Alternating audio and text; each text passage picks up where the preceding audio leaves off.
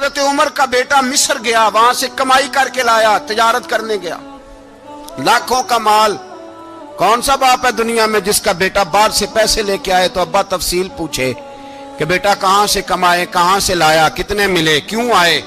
کون سا باپ تفصیل پوچھتا ہے؟ ابا تو کہتا لا صحیح اور تعریفیں کرتا ہے، میرا بیٹا بڑی کمائی کرتا ہے۔ کبھی پوچھا ہے اس سے کہ ڈیوٹی صحیح دیتا ہے کہ نہیں؟ کبھی پوچھا ہے کہ تو ایمانداری کی روزی لاتا ہے کہ حرام کی کماتا ہے؟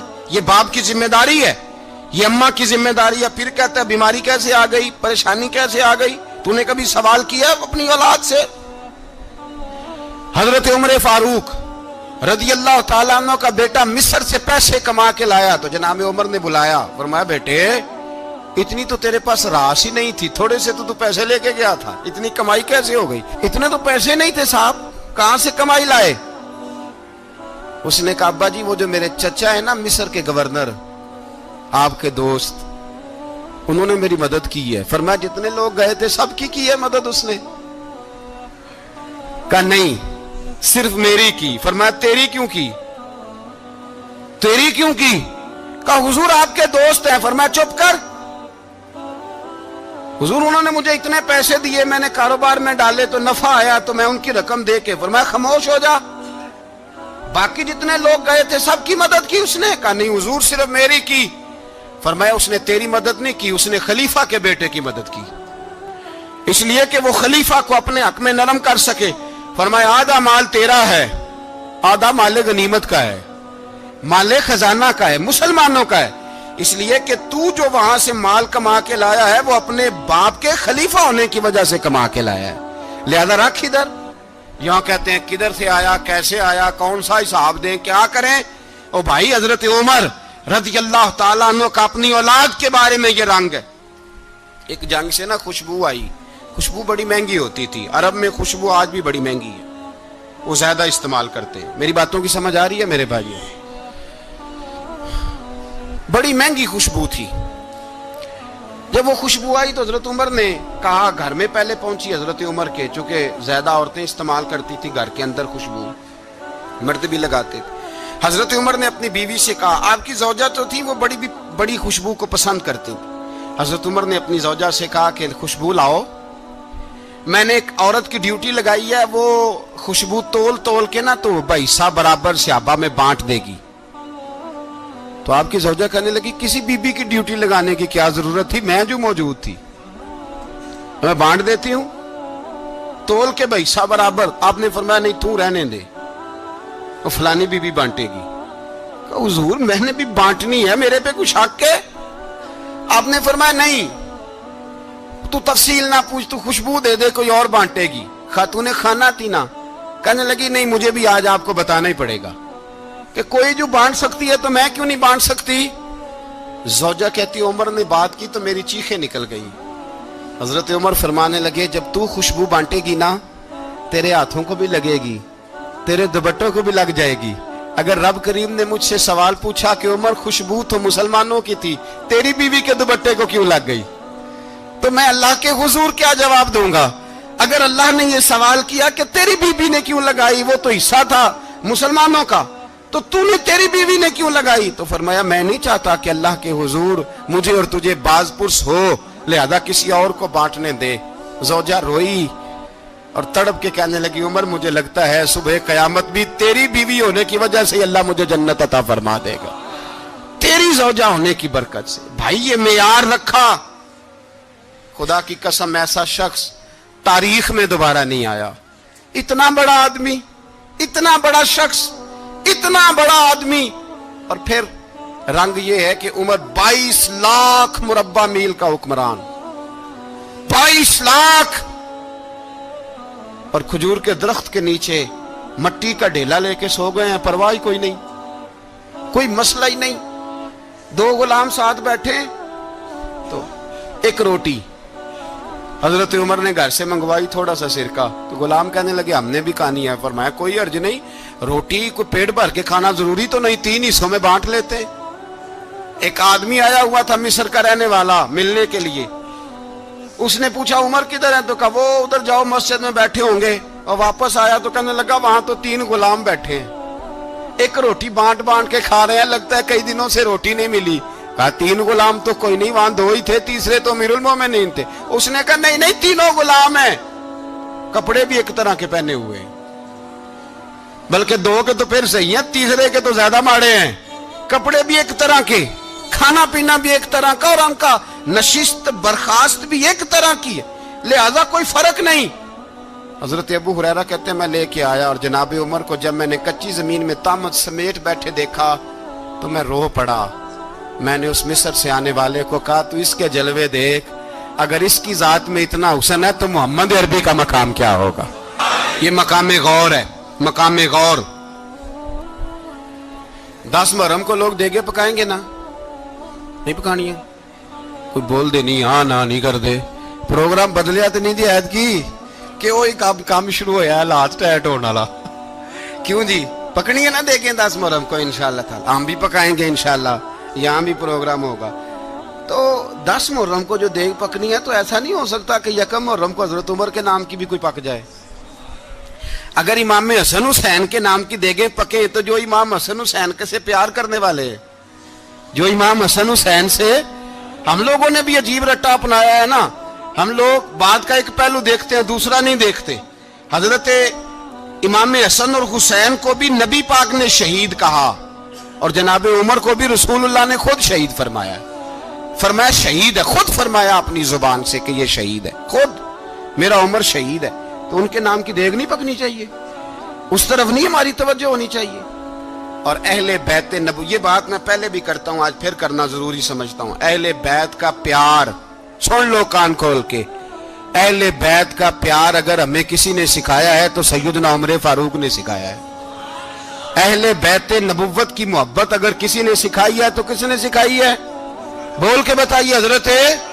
حضرت عمر نے. اہل بیت کا پیار ہمیں حضرت عمر نے بول کر کے سکھایا ہے. بھائی یاد رکھیں, کسی کی طاقت نہیں تھی دم مارنے کی حضرت عمر کے سامنے, طاقت ہی نہیں تھی. کیسر و کسرا کانپ جاتے تھے, جرت ہی نہیں کرتے تھے حضرت. اور ہمارے تو تعلقات بڑے ہیں نا غیروں سے. حضرت ابو موسیٰ اشعری رضی اللہ تعالیٰ عنہ فرماتے ہیں میرا منشی سائی تھا, وہ کاتب کہتے تھے وہ لوگ, میرا حساب کتاب عیسائی تھا. تو فرماتے ہیں ایک دن میں نے وہ سارا حساب کتاب لین دین کے حضرت عمر کو دکھائے تو فرمانے لگے جس نے لکھے ہیں اس کو بلاؤ. کہنے لگے وہ ضرور مسجد نہیں آ سکتا. کیوں نہیں آ سکتا؟ کہنے لگے وہ عیسائی ہے. کہتے ہیں حضرت عمر جلال میں آ گئے. آپ فرمانے لگے جنہیں رب دور کرتا ہے تم کیوں قریب کرتے ہو, جنہیں اللہ دور کرتا ہے. فرمایا تم غیروں کو اگر عہدے دو گے تو اپنوں کا کیا بنے گا, اگر تم غیروں کو عہدے دو گے تو اپنوں کا. یہ سوچ ہے جو آج برما کے مسلمانوں کے لیے بھی ضروری ہے. کہا اگر تم غیروں کو عہدے دو گے تو اپنوں کا. ہم نے غیروں کو عہدے دیے تو دیکھا نا اپنے کس طرح کاٹے جا رہے ہیں. غیروں کو جو عہدے دے دیے جرانے سارے غیروں سے, روز دعویٰ ہوتا ہے چین ہمارا سجن ہے, چین ہمارا دوست ہے. او بھائی دوست ہے تو اس سے کہو نا کہ برما تو تمہاری ایک چھوٹی سی ریاست ہے, چین کے بغیر تو وہ سانس بھی نہیں لے سکتا. اس کو کہو نا اس حکومت پہ دباؤ ڈالے. لیکن ہم لوگوں نے غیروں کو عہدے دیے تو اپنے پس گئے. حضرت عمر کہتے تھے ذمی کا ہم ادب کریں گے, ذمی کافر کا ہم, ایسا کافر جو مسلمان ریاست کو قبول کرے, بدامنی نہ پھیلائے.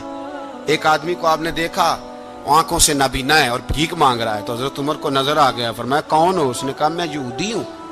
فرمایا بھیک کیوں مانگتے ہو؟ کہا جب تک تندرست تھا مسلمانوں کو جزیہ دیتا تھا, بوڑھا ہو گیا ہوں کیا کروں. حضرت عمر نے گھوڑے کی پشت پہ بٹھایا, کافر کو گھوڑے کی پشت پہ بٹھایا اور بٹھا کے مدینے لائے. حضرت علی شیر خدا وزیر خزانہ تھے. فرمایا علی اس کا وظیفہ جاری کرو.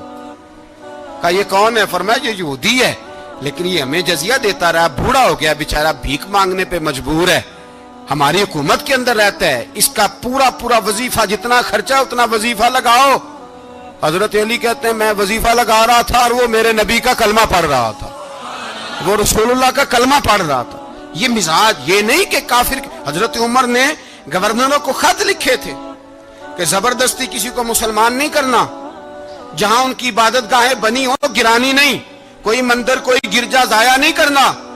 اسلام سب کو جینے کا موقع دیتا ہے, پر بے ایمانوں ظالموں बदजातो तुम्हें यह कहता है कि हम तुम्हें जीने का मौका देते, तुम भी मुसलमानों को जीने का मौका दो। ये जहां बसते हैं, जहां रहते हैं, इन्हें वहां जीने का मौका दो, इन्हें भी अल्लाह अकबर कहने का मौका दो, इन्हें भी कुरान पढ़ने का मौका दो, इन्हें भी रसूलुल्लाह पर दुरूद पढ़ने का मौका दो। हमारे मुल्क में ईसाई अपनी मर्जी से खुलेआम तबलीग करते हैं। यहां तो चैनल चलाए हैं ईसाइयों ने। किसी मजहबी जमात ने कभी जुलूस निकाला है कि ईसाइयों का चैनल बंद करो? बोले निकला है कि नहीं निकला? कितने जुल्म की बात है। हम जब गैर को इतना तहफुज देते हैं, इतना तहफुज देते हैं, हमने देखा है, मुझे 20 लोगों ने ईद पे टेलीफोन किए कि ईसाइयों को कुर्बानी का गोश्त दे लें, मजबूर हैं जी, दरवाजे पे आ गए हैं, हमारे काम काज करते हैं। 20 लोग, आम आदमी के दिल में इनका इतना जज्बा है, वो मसाइल का बयान करना एक अलग बात, लेकिन हमारे दिल काफर के हक में भी नरम हो जाते हैं। तुम किस कदर ज्यादा बेईमान हो और कुफर किस कदर ज्यादा जलील हो गया है कि मुसलमान के हक में नरम होता ही नहीं। और उससे बड़े जलील वो हैं जो इन जलीलों के सपोर्टर हैं। वो किसी अरब मुल्क के हुक्मरान हो या किसी और जगह के, वो बड़े जलील है जो इन जलीलों के सपोर्टर हैं, जो बर्मा की बच्चियों के कत्ल पर अपनी हुकूमतें चमका रहे हैं। ने शर्म नहीं आती, इस कदर मुसलमान तड़पा है, लेकिन उन बेगैरतों को जरा होश नहीं आई। और ये उनके कमाश, उनके दलाल जो हर जगह उनकी सपोर्ट करके अपनी हुकूमतें कायम करते हैं, बेईमानों को पता नहीं कि कब इन पर अल्लाह का अजाब उतरेगा और किस तरह इनके परखशे उड़ेंगे। तुम्हें अपनी जिल्लत और रुसवाई नजर नहीं आ रही कि जमीन किस तरह तुम्हारे लिए तंग हो गई है? इससे ज्यादा और तुम्हारी रुसवाई क्या होगी? डरो अल्लाह से, और ये तो दुनिया का अजाब है। इन्ना बत्श रब्बिक लशदीद, मेरा रब कहता है कयामत तो कायम होने दे। इतना सख्त तेरे रब की पकड़ है, इतनी किसी दूसरे की हो सकती? याद रखें और थोड़ा एहतियात करें हम सब लोग भी, जो हम लोग आधी जुबान बोल के भी इनकी सपोर्ट करते। अब शर्म आनी चाहिए हमें इन हुकूमतों की सपोर्ट करते जो मुसलमानों की लाशों के ऊपर हुकूमतें कायम करते हैं। शर्म आनी चाहिए। बहरहाल बात दूर निकल जाएगी और मैं अपने मजमून पे रहता हूं। अहले बैत का प्यार अगर सिखाया है तो जनाब उमर ने सिखाया है रदी अल्लाह ताला अन्हो। इमाम हसन मिलने, आप यकीन करें, मैं जब इस वाकया को पढ़ता हूं तो मेरा दिल झूम जाता है। मैं कहता हूं यार, डाडा होना अपनी जगह पे, इश्क होना अपनी जगह पे, इंसान का बावकार होना अपनी जगह। जहां खड़े होना था वहां ये खड़े होते थे, और जहां झुकना था वहां ये इन लोगों में इकबाल ने कहा था, तेरी निगाह नाज से दोनों मुराद पा गए, अकले की याबो जुस्तजू इश्के हुजूरो इस तरह। जहां अगर आया है सामने कैसरो किसरा तो उमर जैसा दलेर कोई नहीं, अगर सामने आया ईरान का बादशाह तो उमर जैसा तगड़ा कोई नहीं, अगर आया है सामने गुस्सान का बादशाह तो उमर जैसा आदिल कोई नहीं। लेकिन अगर अली का बेटा आया है, अगर फातिमा के लाल पारे आए हैं, तो फिर फारूक आजम से जैसा मुहिब कोई नहीं, फिर उनसे जैसा प्यार करने वाला कोई नहीं। अंदर बैठे हैं जनाब उमर, अंदर तन्हाई में कुछ वजीरों से गुफ्तगू हो रही है, मीटिंगें जारी हैं। आपके बेटे मिलने आए जनाबे अब्दुल्ला इब्ने उमर, अब्बा जी मिलना है। बात ठहरो, बात कर रहा हूं, कोई ना अंदर आए। साहबजादा बाहर खड़ा है। थोड़ी देर गुजरी तो इमाम हसन भी आ गए। कौन आए? आपको अजब मिलेगा इमाम साहब का नाम लेने से, वो सरदार हैं जन्नतियों। कौन आए? सारे बोलिए, इमाम हसन, तेरी नस्ल पाक में है बच्चा बच्चा नूर का, तू है ने नूर तेरा सब घराना। इमाम हसन आए तो हजरत अब्दुल्ला इब्ने उमर को दरवाजे पे खड़े देखा। कहा अमीरुल मोमिनीन कहाँ हैं? कहने लगे हजरत उमर के बेटे। कहने लगे वो अंदर बैठे, कुछ मीटिंग हो रही है और उन्होंने कहा कोई अंदर ना आए, लेकिन आप जाना चाहें तो चले जाएं, आप जाना चाहें तो, तेरी नस्ल पाक में है बच्चा बच्चा नूर, आप जाना चाहें तो चले जाएं। तो उन्होंने कहा जब आप बाहर खड़े हैं तो मुझे कोई इतना जरूरी काम नहीं, और अभी जोर की नमाज थोड़ी देर में होगी, मैं मस्जिद में मिल लूंगा अमीरुल मोमिनीन से। ये बात कह के इमाम हसन चले गए। यार इतनी बड़ी बात नहीं थी, इतनी बड़ी बात नहीं थी। तो मेरे उस्तादों का बेटा भी आया तो कहा ठीक है जी, वो सोए हुए हैं तो कोई गर्ज नहीं यार, मैं ठहर के आ जाऊंगा, कोई बड़ी बात नहीं थी। देखा जाए तो बड़ी बात नहीं थी, पर बात बहुत बड़ी थी, इसलिए कि ये खाली हसन नहीं, ये हसन इब्ने अली है, ये हजरत फातिमा के लख्ते जिगर। हजरत उमर बाहर निकले, अब्दुल्ला इब्ने उमर से पूछा कोई आया तो नहीं? تو کہا حضور امام حسن آئے تھے. تو کہا پھر شہزادے کو اندر کیوں نہیں بھیجا؟ کہا میں نے کہا تھا. وہ کہنے لگے اگر امیر المومنین مصروف ہیں تو میں ظہر میں مل لوں گا. حضرت عمر رونے لگے. فرمایا بیٹے تو نے اچھا نہیں کیا. پھر مسجد نہیں گئے, سیدھے امام حسن کے دروازے دستک دی. امام حسن باہر آئے. کہا شہزادے آئے تھے تو ملے کیوں نہیں؟ تو امام حسن کہنے لگے حضور آپ کا اپنا بیٹا دروازے پہ کھڑا تھا, آپ کا اپنا بیٹا دروازے پہ کھڑا تھا, اور منع بھی کیا تھا آپ نے تو میں زور میں مل لیتا. حضرت امام حسن فرماتے جوش جذبات میں جناب عمر نے سر سے پگڑی اتار دی. جوش جذبات میں کہنے لگے حسن میرے بیٹے کا اور آپ کا کیا مقابلہ؟ کیا اس کی ماں کا نام فاطمہ الزہرا ہے؟ کیا اس کی نانی کا نام خدیجۃ الکبریٰ ہے؟ کیا اس کے نانے کا نام محمد مصطفیٰ ہے؟ آپ کا اور اس کا کیا مقابلہ؟ پھر رو پڑے اور کہنے لگے بیٹے میں مکے کے صحراؤں میں اونٹ چرایا کرتا تھا, یہ جو میرے سر پر عزت کے بال ہیں یہ تیرے نانے کے اگائے ہوئے. میں مکے کے خبردار شہزادے خبردار. او بھائی اہل بیت نبوت کے ادب کا رنگ اگر سکھایا ہے تو سیدنا عمر نے سکھایا ہے. حضرت عمر فاروق اتھارٹی ہے, اسلام کی اتھارٹی. یکم محرم حضرت عمر کی شہادت ہے.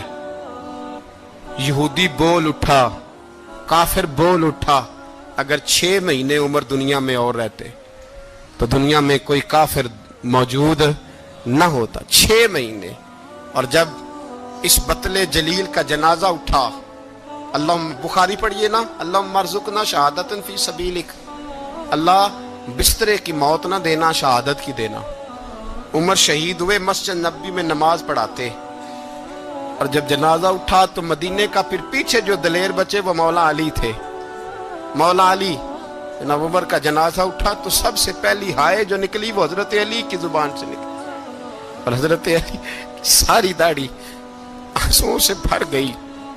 لوگوں نے کہا کہ علی کیا ہوا؟ فرمانے لگے تم دیکھ نہیں رہے جنازہ کس کا اٹھا ہے, پلٹ کے دیکھو تو صحیح, پتہ نہیں یہ کون گیا ہے. کہ حضور کیا ہوا؟